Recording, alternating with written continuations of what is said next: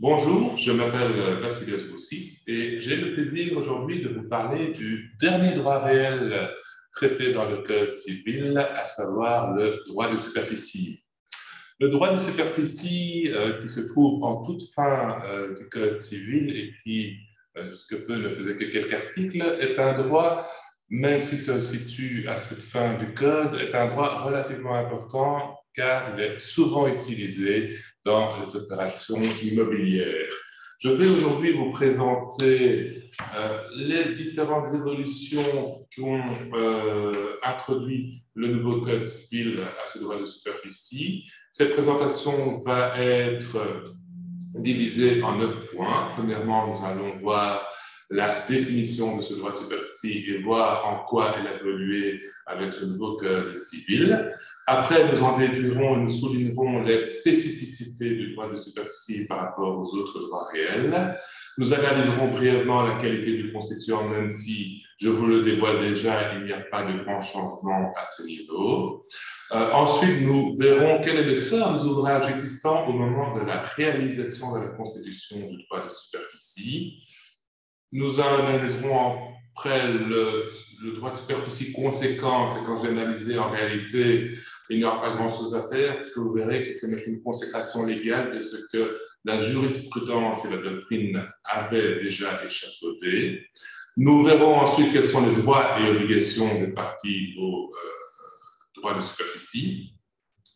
Nous examinerons ensuite la durée de ce droit de superficie et verrons enfin comment ce droit de superficie prend fin. Pour finir avec l'éventuelle indemnisation, j'entends par là le sort des ouvrages qui ont été construits pendant le droit de superficie. En ce qui concerne la définition du droit de superficie, vous vous souviendrez peut-être que ce droit de superficie avait été introduit dans notre droit positif par une loi du 10 janvier 1824, soit une loi bien antérieure à la naissance de l'État belge. Et comme on le faisait à l'époque, cette définition était très courte, claire et concise, puisqu'elle définissait ce droit de superficie comme un droit réel qui consiste à avoir des bâtiments, ouvrages ou plantations sur le fond d'autrui. Voilà qui est clair, voilà qui est concis. Peut-être un rien trop concis, puisqu'une lecture littérale de cet article faisait soutenir à une partie de la doctrine que nous ne pouvions pas construire dans le cadre d'un droit de superficie en sous-sol, par exemple. Bon, il y avait une controverse. Nous nous sommes accommodés de cette loi pendant près de 2 siècles, puisque le changement n'interviendra qu'en 2014, plus précisément par la loi du 25 avril 2014. Et cette loi va consacrer finalement ce que, à nouveau, la jurisprudence et la doctrine avaient échafaudé en disant que désormais, il est clairement stipulé dans la loi que nous pouvons également construire en dessous du terrain dans le cadre d'un droit de superficie. Voyons maintenant la nouvelle définition qu'a introduite dans le nouveau Code civil à l'article 3.157. Il est dit que le droit de superficie est un droit réel d'usage qui confère la propriété de volume, bâti ou non bâti, en tout ou en partie, sur, au-dessus ou en dessous du fond d'autrui, aux fins d'y avoir tout ouvrage ou plantation. Ce qui saute aux yeux, premièrement, c'est cet emploi de terme propriété. On consacre vraiment un droit de propriété sur un volume. Même si on emploie, il est vrai, le terme de propriété, il faut reconnaître ce droit de propriété limité, car le droit de superficie lui-même l'est, puisqu'il est limité dans le temps et évidemment, il est sujet à prescription extinctive. Deuxième nouveauté dans cette définition, c'est cette notion de volume qui cadre avec la conception tridimensionnelle de la propriété telle qu'elle est perçue au XXIe siècle. Cette notion de volume, si on s'y attarde un peu, on peut la définir comme un espace géométrique à 3 dimensions, géographiquement situé dans un lieu précis. Et en fonction du choix de partie, on verra que ce volume peut se situer au-dessus du fond ou en dessous. Et le volume nous dit-on encore, s'étend à une hauteur, à une profondeur qui peut être utile à l'exercice du droit superficiel. Conséquence de ce volume, la première conséquence, c'est la possibilité d'avoir plusieurs volumes sur un même fond. On a ici une confirmation de ce que la Cour de cassation avait déjà confirmé en tant que volume flottant, c'est-à-dire des volumes qui ne sont pas rattachés au sol. Et deuxième conséquence, fatalement, c'est au niveau cadastral, puisque l'administration, qui est notre bonne amie, se souvient toujours de nous lors d'innovation et lorsqu'on peut un peu renflouer les caisses, elle va introduire une notion de volume cadastral qu'elle définit comme une partie du territoire belge déterminée en 3 dimensions, identifiée par l'administration de la documentation patrimoniale au moyen d'un identifiant de volume unique et représenté géographiquement au plan parcellaire cadastral par sa projection au sol se situant sur une ou plusieurs parcelles cadastrales. Cela signifie en clair que dès que vous créez un nouveau volume ou vous modifiez un volume existant, il faudra introduire auprès de l'administration de la documentation patrimoniale une demande de type volume. Alors, quels peuvent être ces volumes? Ils peuvent être de différents ordres. Ça peut être un volume partiel, un droit de superficie partiel sur le toit, par exemple, pour apposer des panneaux photovoltaïques, ou un droit de superficie partiel ou entier sur la façade pour apposer un panneau publicitaire, ou encore, ça peut être un droit de superficie en surface, mais qui est divisé en plusieurs lots, ou encore qui peut être divisé de manière horizontale, à savoir une construction en surface, une construction en sous-sol, voire même aussi, pourquoi pas, une deuxième construction en surface qui se situerait au-dessus de la première construction. Nous aurions ainsi, par exemple, un centre commercial sur une hauteur de 10 mètres à partir de la surface du sol, et à partir de 10 mètres jusqu'à 40 mètres, nous aurions des constructions d'habitation qui feraient l'objet d'un autre droit de superficie, et on pourra encore imaginer un troisième droit de superficie qui serait au niveau du sous-sol pour la construction d'un parking souterrain, par exemple. C'est ce que j'essaye de vous présenter ici sous forme de schéma, et vous voyez qu'on peut diviser le fond autant que l'on souhaite. Alors, à la lumière de ce qu'on vient de voir, quelles sont les spécificités maintenant du droit de superficie? La première spécificité, c'est que ce droit de superficie confère un droit de propriété sur un volume, certes limité dans le temps et sujet à prescription extinctive, mais on fait ce qu'on veut de ce volume. Et dans ce volume, deuxième spécificité, on peut acquérir ou réaliser des ouvrages et plantations. On parle désormais d'ouvrages et plantations et non plus de bâtiments, ouvrages et plantations, parce que le législateur a vraiment voulu mettre l'accent sur le fait que le volume peut comprendre tout ce que l'homme peut créer, toute construction que l'homme peut imaginer. Et troisièmement, ce droit de propriété, c'est bien ce qui différencie le droit de superficie aux 2 autres droits réels centrés sur l'usage, comme le droit d'amphithéose, puisque dans les autres droits réels, la propriété n'est qu'une conséquence du droit réel d'usage, alors qu'ici, dans le cadre du droit de superficie, la propriété est vraiment l'objet du droit réel, est au cœur du droit réel, c'est son essence même. En ce qui concerne la qualité du constituant, je vous l'avais déjà dit, il n'y a pas de réel changement. Qui peut constituer un droit de superficie? Toujours le propriétaire du fonds, évidemment, ou un titulaire d'un droit réel d'usage. Dans ce cas-là, évidemment, il le fera dans les limites de son droit, puisqu'on ne peut pas donner plus de droits qu'on a soi-même. Nous en venons maintenant à examiner les ouvrages existants au moment de la constitution du droit de superficie. Avant la réforme, les constructions appartenaient aux constituants du droit. Si le superficiaire payait la valeur des constructions au constituant, alors il acquérait la propriété de ces constructions. Une controverse subsistait dans le passé pour savoir ce qu'il se passait lorsque le superficiaire ne payait pas cette valeur. Certains disaient qu'il avait alors un droit de propriété avec des limites, limité, sans autre vraiment, définition, ou un simple droit d'usage ou un simple droit de jouissance. Vous comprenez évidemment que cela laissait régner un flou. La réforme va partiellement remédier à cela, puisqu'elle va désormais estimer que le superficiaire acquiert la propriété des ouvrages ou plantations existants sur le fond, sauf si les parties en conviennent autrement. Il faut donc que les parties, dans leur convention, stipulent expressément que la propriété de construction déjà existante sur le fond n'est pas transférée au superficiaire. Autre nouveauté de la loi, c'est qu'elle n'exige pas pour ce transfert un paiement de la part du superficiaire vers le constituant du droit. Cela est laissé à la libre appréciation des parties. Attention cependant, lors de la détermination du prix de construction et du prix du droit, puisque vous savez que cela a des conséquences fiscales, puisque à nouveau, il faudra, lors de la constitution du droit de superficie, payer le droit d'enregistrement de 12,5% pour les constructions et de 2% sur le droit de superficie lui-même. Il faudra donc être prudent dans la façon dont on valorise les différents prix.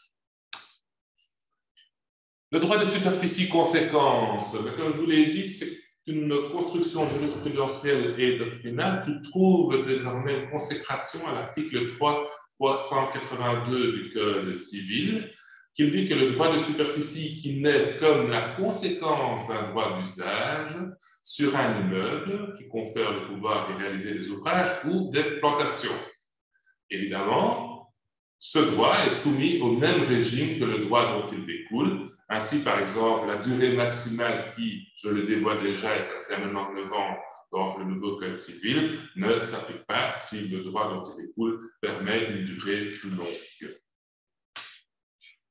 Quels sont maintenant les droits et obligations des parties? Il y a d'abord les droits des parties sur le droit de superficie, le droit des parties sur les volumes et leurs obligations. Le droit des parties sur le droit. Comme sous l'Ancien Régime, l'article 3.183 du Code civil prévoit que le superficiaire peut céder ou hypothéquer son droit. Il est également précisé que si le superficiaire veut céder ou hypothéquer les ouvrages ou plantations, il devra aussi céder ou hypothéquer en même temps le droit auquel ces constructions se rattachent, le droit de superficie. Ceci est logique dès lors qu'à nouveau, je vous rappelle, qu'on ne peut pas transférer plus de droits que l'on ne possède soi-même. Le droit sur le volume. Avant la réforme, le superficiaire pouvait démolir les ouvrages pour autant qu'ils aient payé.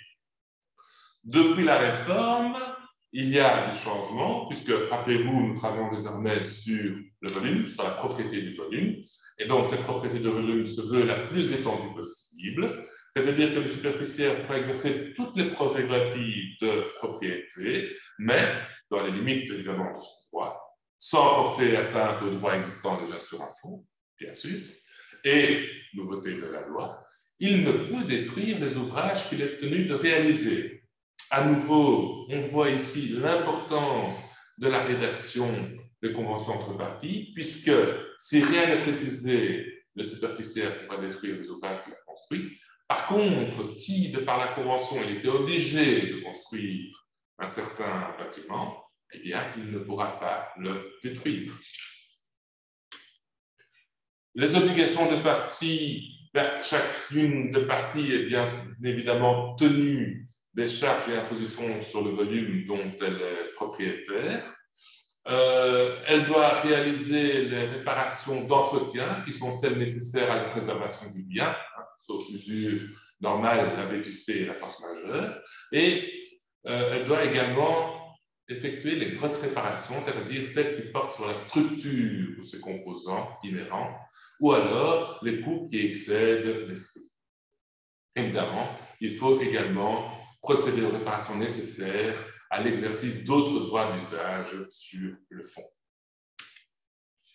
La durée du droit, je vous l'ai déjà dévoilé, on passe de 50 ans à 99 ans maximum.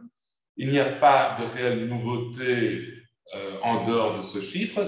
puisque le droit de superficie conséquence, comme je vous l'ai dit, il aura la durée du droit dont il découle. On peut proroger le droit du moment qu'on ne dépasse pas la durée maximale qui est désormais de 99 ans. Et on peut renouveler évidemment le droit de superficie avec un nouveau contrat qui aura une durée maximale de 99 ans, c'est-à-dire qu'au total, on pourrait avoir plus de 99 ans. Attention cependant, en cas de renouvellement, il s'agit d'une nouvelle convention, et donc il faudra repasser par la case d'enregistrement. Une nouveauté, par contre, au niveau de la durée, c'est la possibilité d'instaurer un droit de superficie perpétuel. Alors, ce droit de superficie perpétuel, nous dit le nouveau Code civil, ne peut être institué que par le propriétaire du fonds, ce qui est somme toute logique, puisque c'est le seul qui a un droit perpétuel. Et il ne pourra le faire que dans deux situations. Première situation, à des fins de domanialité publique, c'est-à-dire au bénéfice ou sur le domaine public. Le problème, c'est que la loi n'a pas défini la domanialité publique et que donc la controverse subsiste. Souvenez-vous peut-être que la Cour de cassation définit la domanialité publique comme les biens affectés à l'usage de tous ou les biens affectés à un service public, alors que le Conseil d'État estime qu'il s'agit de biens affectés à un service public si et pour autant que ces biens soient aménagés à cet effet. Deuxième hypothèse, et cela va intéresser toutes les opérations immobilières, promoteurs immobiliers, etc., c'est pour permettre la division en volumes d'ensembles immobiliers complexes et hétérogènes, comportant plusieurs volumes susceptibles d'usage autonome et divers, qui ne présentent entre eux aucune partie commune. Première condition donc, c'est l'absence de partie commune. Il faut que les différents volumes puissent être exploités de manière tout à fait autonome.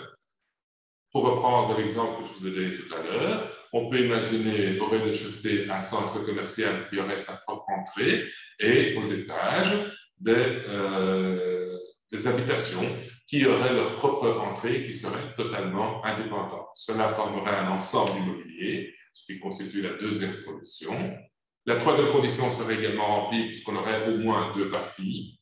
Rappelez-vous, on peut encore ajouter un parking souterrain au sous-sol et encore éventuellement au toit des panneaux photovoltaïques.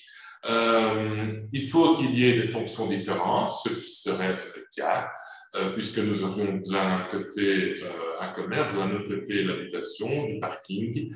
Donc cela évite en réalité de recourir de manière artificielle, lorsque ces conditions sont réunies, à la copropriété, puisque nous pourrons désormais recourir au droit de superficie. Comment prend fin le droit de superficie? Il prend fin selon les modes généraux de droit réel, les modes spécifiques de droit réel, repris respectivement aux articles 3.15 et 3.16 du Code civil, mais il peut également prendre fin selon des modes spécifiques au droit de superficie qui sont repris aux articles 3.186 et 3.187. Les modes généraux, je vais les parcourir très rapidement. Il s'agit premièrement de l'extinction du droit d'un des auteurs du titulaire du droit réel. La deuxième possibilité, c'est la disparition de l'objet du droit réel qui en réalité ne s'applique pas pour le droit de superficie. Pourquoi? Eh bien, souvenez-vous, je vous ai dit que l'essence même, l'objet du droit de superficie n'est pas comme on pourrait le croire et comme peut-être il est indiqué à tort dans le nouveau Code civil, les constructions et les terrains, les constructions et les ouvrages qu'on pourrait avoir dessus, ce ne sont que la conséquence de l'exercice de ce droit de superficie. L'objet du droit de superficie est en réalité cette propriété sur le volume.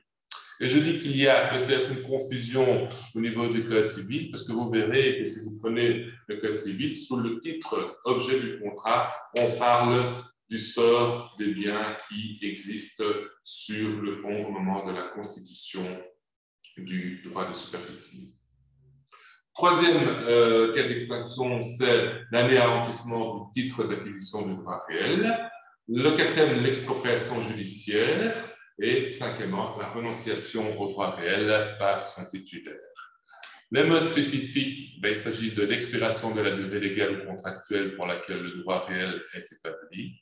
Deuxièmement, le non-usage du droit réel durant 30 ans.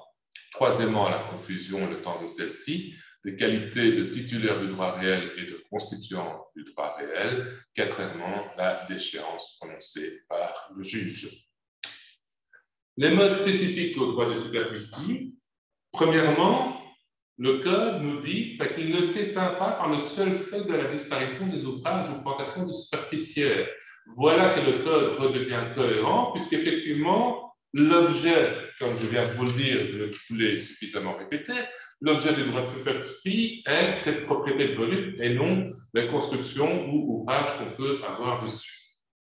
Il est dès lors logique que si ces ouvrages viennent à disparaître, le droit ne s'éteint pas pour autant. Deuxième cas, il s'agit de l'hypothèse d'un droit de superficie perpétuelle. Dans ce cas-là, le Code nous dit que le juge pourra y mettre un terme pour autant que le 99 ans soit passé et qu'il constate que ce droit ne présente plus aucune utilité future ou même présente. J'en finirai avec le sort des ouvrages et constructions qui se trouvent sur le terrain au moment de la fin du droit de superficie. Avant la réforme, la propriété des bâtiments et ouvrages et plantations revenait aux propriétaires du fonds, moyennant remboursement de la valeur actuelle. Il était également d'usage qu'il n'y ait pas d'indemnité si les bâtiments, ouvrages et plantations appartenaient aux propriétaires du fonds. La nouvelle réforme dit autre chose avec des nouveaux mots sans nous dire vraiment autre chose, puisqu'elle nous dit que la propriété des ouvrages ou plantations passe au constituant, moyennant le paiement d'une indemnité sur base de l'enregistrement injustifié. Alors effectivement, souvenez-vous que dans le nouveau régime, le superficiaire peut acquérir les constructions déjà existantes sans bourse déliée. Il serait dès lors pour le moins injuste ou injustifié, pour reprendre l'expression légale, de réclamer en fin de contrat que le constituant du droit lui rembourse la valeur de ses immeubles, à tout le moins la valeur au moment de la constitution du droit de superficie. J'imagine que c'est pour cela que le législateur a employé les mots enrichissement injustifié. À nouveau, il ne les a pas justifiés. Il n'a pas donné de feuille de route, il n'a pas donné de méthode de calcul. Donc, je suggère fortement, pour éviter toute discussion en fin de contrat, d'être très attentif à nouveau à cet élément lors de la rédaction du contrat et de prévoir de manière précise comment cet enrichissement injustifié sera calculé entre les parties qui disposent à cet égard d'une liberté absolue. Voilà, ceci clôture la présentation des nouveautés, en tout cas apportées par le nouveau Code civil au droit de superficie. Je reste bien évidemment à votre disposition pour toutes les questions que vous auriez à poser et je vous remercie pour votre attention.